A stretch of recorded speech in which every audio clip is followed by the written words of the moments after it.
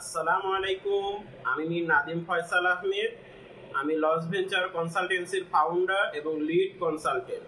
আমরা loss venture কনসালটেন্সির পক্ষ থেকে স্টার্ট আপ এবং বিজনেস নিয়ে কনসালটেন্সি করে থাকি, এবং যারা স্টার্ট আপ বা বিজনেস শুরু করবে তাদেরকে আমরা কনসালটেন্সি করে যে কিভাবে আসলে স্টার্ট আপ বা বিজনেস শুরু করা উচিত সেগুলো নিয়ে আমরা রিসার্চ করি এবং তাদেরকে সে অনুযায়ী পরামর্শ দিয়ে থাকি। আজও আমরা লস ভেঞ্চার কনসালটেন্সির পক্ষ থেকে স্টার্ট আপ ম্যাগাজিনে স্টার্ট আপ এবং বিজনেস রিলেটেড একটি টপিকস নিয়ে আপনাদের সাথে আলোচনা করব, যেন আপনারা যারা স্টার্ট আপ বা বিজনেস নিয়ে কাজ করছেন তারা যেন সঠিকভাবে সুন্দরভাবে আপনাদের যে স্টার্ট আপ বা বিজনেস নিয়ে যে প্রোগ্রেস সেটি যেন আপনারা করে যেতে পারেন। আজ আমি এই স্টার্ট আপ ম্যাগাজিনে যে টপিকসটি নিয়ে কথা বলবো সেটি হচ্ছে স্টার্ট আপ ফান্ডের ব্যাপারে কিভাবে আপনি ডিসিশন নেবেন। স্টার্ট আপ ফান্ডের ব্যাপারে কিভাবে আপনি সঠিক ডিসিশন নেবেন সেটি নিয়ে আমি আজ কথা বলবো। আশা করব আমাদের এই আলোচনাটি পুরোটুকুই শুনবেন এবং আপনাদের কাছে আমাদের এই আলোচনাটুকু ভালো লাগবে, সেই অনুযায়ী আমরা সবসময় আলোচনা করার চেষ্টা করে থাকি। এবং লস ভেঞ্চার কনসালটেন্সির পক্ষ থেকে একটি লস ভেঞ্চার ইউটিউব চ্যানেল আছে, অবশ্যই সাবস্ক্রাইব করে নেবেন।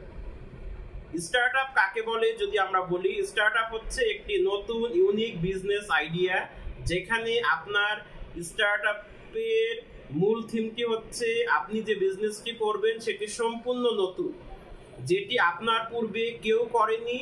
As a new founder, new owner হিসাবে আপনি সেটি শুরু করেছেন এবং আপনি আপনার নিজস্ব স্ট্র্যাটেজিতে একটি সঠিক বিজনেস মডেল ফলো করে আপনি সেই স্টার্ট আপটি নিয়ে এগিয়ে যাচ্ছেন। এখন সেখানে আপনি কিভাবে এগিয়ে যাবেন, কিভাবে আপনার আগাতে হবে, এটি সম্পূর্ণ আপনার নিজস্ব ব্যাপার। তবে স্টার্ট আপের মূল যে থিম সেটি হচ্ছে একটি ইউনিক আইডিয়া নিয়ে আপনাকে অবশ্যই কাজ করতে হবে। যদি ইউনিক আইডিয়া আপনার না থাকে তাহলে আপনি যেই টপিকসটি খুব ভালো বুঝেন বা যেটি আপনার খুব ভালো লাগে, এরকম আপনার বিভিন্ন টপিকস থাকতে পারে, তার মধ্যে বাছাই করে নিয়ে একটি টপিকসে যেখানে আপনি একটি নির্দিষ্ট সমস্যার সমাধান করতে চাইছেন সেটি আপনি খুঁজে বের করে নিয়ে তারপরে রিসার্চ করে তারপরে একটি সলিউশন বের করে তারপর আপনি বিজনেসের দিকে এগিয়ে যেতে পারেন। এভাবেই আসলে এক একটি স্টার্ট আপের আইডিয়া ক্রিয়েট হয়ে থাকে। এখন এই স্টার্ট আপ যখন আপনি তৈরি করবেন, সেই স্টার্ট আপের আবার তিনটি ধাপ আছে। এটি যারা স্টার্ট আপ নিয়ে কাজ করছে বা যারা স্টার্ট আপ নিয়ে কিছুটা হলেও কাজ করেছে তারা জানবে, সেটি হচ্ছে আইডিয়া স্টেজ। যদি আপনার স্টার্ট আপটা কেবলই মাত্র ধারণার মধ্যে সীমাবদ্ধ থাকে তাহলে আমরা সেটিকে আইডিয়া স্টেজ বলি। যদি আপনার স্টার্ট আপটি কিছুটা রেভিনিউ করে থাকে তাহলে সেটিকে আমরা বলবো আর্লি স্টেজ। যদি আপনার স্টার্ট আপটি রেভিনিউ করে এখন সেটি ধীরে ধীরে বড় হচ্ছে এবং রেভিনিউর পরিমাণও বাড়ছে এবং কাস্টমারও বেড়ে যাচ্ছে, তখন আমরা সেটিকে বলবো গ্রোথ স্টেজ। এই তিনটি স্টেজ খুব ভালোভাবে আমরা সবাই জানি যারা স্টার্ট আপ নিয়ে কাজ করছি। এখন আপনার এই স্টার্ট আপটি নিয়ে এগিয়ে যাওয়ার সময় আপনার অবশ্যই ফান্ড দরকার লাগতে পারে, কারণ ফান্ড না ছাড়া আপনি ওই স্টার্ট আপটি নিয়ে এগিয়ে যাওয়া সহজে আপনার সম্ভব নয়।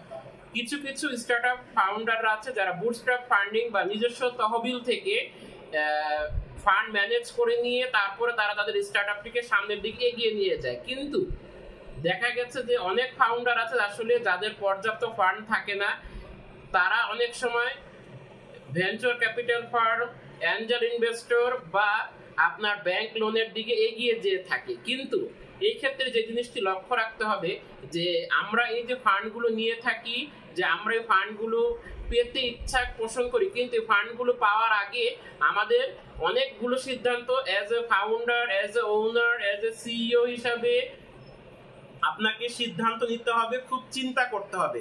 সেই ক্ষেত্রে আপনি যে চিন্তাগুলো অবশ্যই আপনার করা উচিত সেটি হচ্ছে নাম্বার 1, বিজনেস কোন পর্যায়ে আছে। অর্থাৎ স্টার্ট আপ যেহেতু একটি বিজনেস, সেহেতু এটি কোন পর্যায়ে আছে সেটি নিয়ে আপনাকে অবশ্যই ভাবতে হবে, সেটি নিয়ে অবশ্যই আপনাকে কাজ করতে হবে।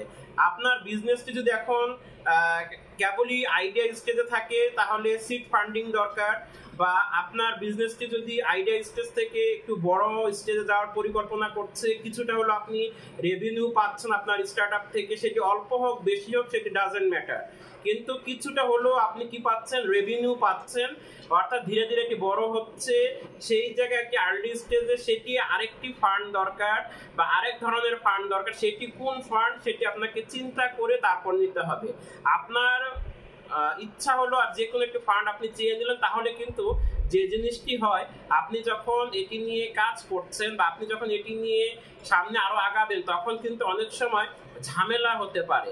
হ্যাঁ, যেমন শেয়ার আপনি যদি অন্য কারো বেশি দিয়ে দেন, সেই ক্ষেত্রে আপনার যখন এটি আরো ধীরে ধীরে বড় হয়ে প্রফিটেবলের দিকে আগাবে, তখন আপনার জন্য কিছুটা বিব্রতকর পরিস্থিতিতে পড়তে হতে পারে। দ্বিতীয় নাম্বার হচ্ছে স্টার্টআপটি বড় হচ্ছে কিনা সেটি আপনাকে দেখতে হবে, অর্থাৎ স্টার্টআপটি কি আগ থেকে বাড়ছে নাকি, বা স্টার্টআপটি কি কিছুটা রেভিনিউ জেনারেট করতে পারছে কিনা, বা স্টার্টআপটি কি ধীরে ধীরে সামনে এগিয়ে যাচ্ছে কিনা, বা স্টার্টআপে এমপ্লয়ি সংখ্যা বাড়ছে কিনা, আগে যদি ছিল 2 জন এখন হচ্ছে 5 জন, তার মধ্যে ধীরে ধীরে বড় হচ্ছে, আপনার অপারেশনাল অ্যাক্টিভিটিস গুলো বাড়ছে। সুতরাং এই ক্ষেত্রে কোন ফান্ড দরকার সেটিও আপনাকে কি করতে হবে, বিবেচনা করতে হবে, বিবেচনা রাখতে হবে।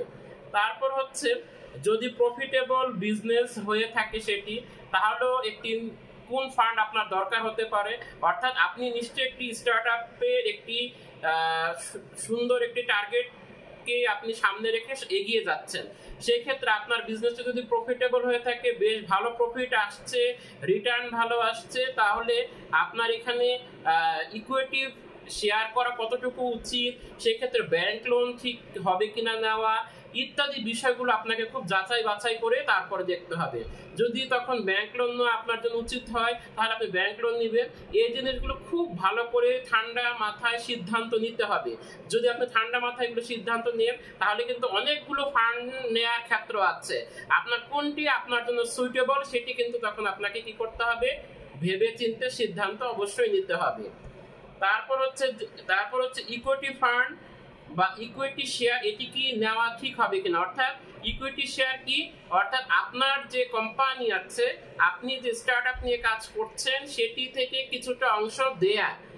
এই যে অংশ দেওয়া, এটি কি ঠিক হবে যদি আপনার বিজনেসটি বড় হতে থাকে? তার মানে নিশ্চয়ই কিন্তু প্রফিট আপনি ভালো পাচ্ছেন, আপনার এটি ধীরে ধীরে তার অপারেশনাল অ্যাক্টিভিটিস গুলো বাড়ছে, এই ক্ষেত্রে আপনি আরেকজনকে ইকুইটি বেশি শেয়ার দিয়ে দিলেন, সেটি কি আপনার করা ঠিক হবে কিনা, এটি আপনি ফান্ড নেওয়ার আগে ভালো করে সিদ্ধান্ত নেবেন, ভালো করে আপনি বুঝবেন যে আসলে উচিত হবে কিনা, বা উচিত হলে কতটুকু ইকুইটি শেয়ার, কত পার্সেন্ট শেয়ার দেওয়া দরকার, এই জিনিসগুলো যাচাই বাছাই করতে হবে।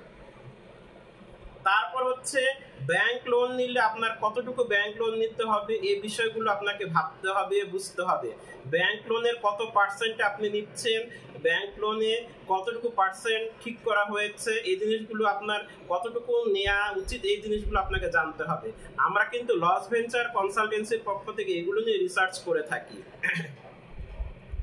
তারপর হচ্ছে নিজস্ব ফান্ডিং যদি থাকে আপনার, যে আপনার হয়তো এফডিআর আছে বা আপনার জমানো কিছু আছে, সেগুলো থেকে আপনি রেখে আপনি আবার বাইরে থেকে ফান্ড নিচ্ছেন, অর্থাৎ নিজস্ব ফান্ডিংটাই আগে ব্যবহার করা উচিত। কারণ আপনি যে কোনো জায়গা থেকে ফান্ড নিলে অবশ্যই আপনাকে কিন্তু তাকে লভ্যাংশ দিতে হবে, তাকে শেয়ার প্রফিট শেয়ার করতে হবে, ইকুইটি শেয়ার করতে হবে, এই জিনিসগুলো অবশ্যই আপনাকে ভাবতে হবে। তারপরে আপনি আপনার ফান্ড নেওয়ার সময় কতটুকু অংশ আপনি দিতে চাচ্ছেন, কতটুকু অংশ আপনি দিবেন, এই জিনিসগুলো আপনাকে অবশ্যই যাচাই বাছাই করতে হবে, এবং নেগোশিয়েবল স্কিলটা আপনাকে অবশ্যই ডেভেলপ করতে হবে। যদি আপনার নেগোশিয়েবল স্কিলটা ডেভেলপ না হয়, তাহলে নেগোশিয়েবল স্কিলটা কিভাবে ডেভেলপ করা উচিত, এই জিনিসগুলো আপনাকে আগের থেকে জানতে হবে। সর্বশেষ হচ্ছে একটি ফান্ড নেওয়ার টার্ম এবং কন্ডিশন আছে, এই ফান্ড নেওয়ার টার্ম এবং কন্ডিশনগুলো আপনি ঠিকঠাকভাবে ফুলফিল করতে পারবেন কিনা, বা আদৌ সেই ফান্ডগুলো নিলে আপনি আপনার স্টার্টআপ নিয়ে এগিয়ে যেতে পারবেন কিনা, এই জিনিসগুলো ঠান্ডা মাথায় চিন্তা করবেন। কারণ একজন থেকে আপনি ফান্ড নিচ্ছেন, সেই একজন থেকে ফান্ড নিচ্ছেন, যার থেকে ফান্ড নিচ্ছেন তিনি কিন্তু ব্যক্তির উপর ফান্ডিং করছে, অর্থাৎ ব্যক্তি কতটুকু স্ট্রংলি তার কোম্পানি বা স্টার্টআপটিকে সামনের দিকে এগিয়ে নিয়ে যেতে পারবে, সে ব্যক্তির উপর ফোকাস করে কেউ না কেউ ফান্ড দিচ্ছে। যদি ব্যক্তির উপর ফোকাস করে ফান্ড দেয়, সুতরাং ব্যক্তি হিসাবে আপনাকে আপনার বিজনেসের দিকে খুব ভালোভাবে ফোকাস করতে হবে। সেক্ষেত্রে কি কি আরো টার্মস অ্যান্ড কন্ডিশন গুলো আছে সেগুলো আপনাকে দেখতে হবে। আজ আমরা যে জিনিসটি নিয়ে আলাপ করলাম সেটি হচ্ছে ফান্ড নেওয়ার পূর্বে কিভাবে আমরা ডিসিশন নিব। তা আপনারা ভালো থাকুন, সুস্থ থাকুন। আসসালামু আলাইকুম।